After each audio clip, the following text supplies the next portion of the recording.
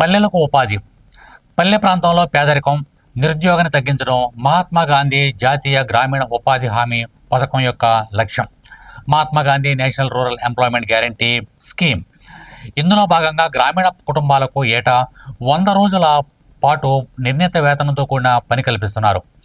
2020-21లో దేశవ్యాప్తంగా ఉపాధి హామీ పథకం కింద 388.69 కోట్ల పని దినాలు కల్పించారు. కానీ 2021-22లో అవి 363.10 రోజులకు, ఆ మరుసటి ఏడాది 295.62 కోట్ల రోజులకు తగ్గిపోయాయి. కానీ 2023-24 రీసెంట్గా మరలా వాటి యొక్క డేటా పెరిగింది.